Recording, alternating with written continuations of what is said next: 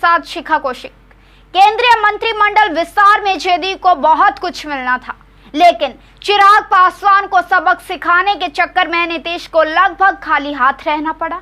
दरअसल भाजपा पशुपति पारस को कैबिनेट मंत्री नहीं बनाना चाहती थी, जबकि नीतीश उन्हें हर हाल में कैबिनेट मंत्री बनाने पर अड़ गए। नतीजे में नीतीश को पारस को अपनी पार्टी के कोटे से मंत्री बनाना पड़ा। दरअसल भाजपा ने जेडीयू को 2 कैबिनेट और 1 राज्य मंत्री के पद का प्रस्ताव दिया था। भाजपा लोजपा को सरकार में शामिल करने के मामले में ऊहापोह में थी, जबकि नीतीश चाहते थे कि पशुपति पारस को मंत्री बनाकर चिराग को अंतिम सियासी झटका दे दिया जाए। जब भाजपा इसके लिए तैयार नहीं हुई तो नीतीश ने अपनी पार्टी के कोटे से पारस को मंत्री बनाने का प्रस्ताव रखा।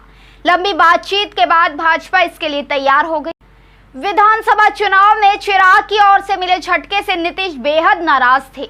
लोजपा में बगावत की पटकथा उनके इशारे पर ही लिखी गई। उनके आश्वासन पर ही पशुपति ने चिराग के खिलाफ मोर्चा खोलते हुए उन्हें लोकसभा में संसदीय दल का नेता और पार्टी के संसदीय बोर्ड के अध्यक्ष पद से हटा दिया। 6 में से 5 सांसद चिराग के खिलाफ हो गए।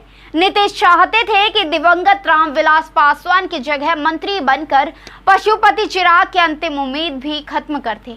हालांकि भाजपा इसके लिए इंतजार करना चाहती थी। नीतीश पहले 4 पद देने के लिए भाजपा पर दबाव बना रहे थे। उनकी योजना विस्तार के जरिए अति पिछड़ा और दलित समुदाय के साथ अगड़ों को संदेश देने की थी।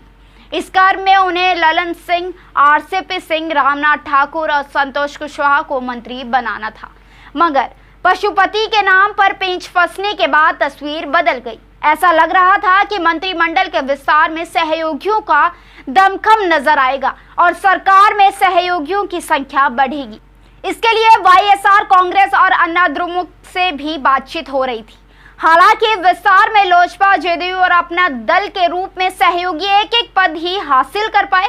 पहले सहयोगियों के पास कैबिनेट के 3 और राज्य मंत्री का 1 पद था।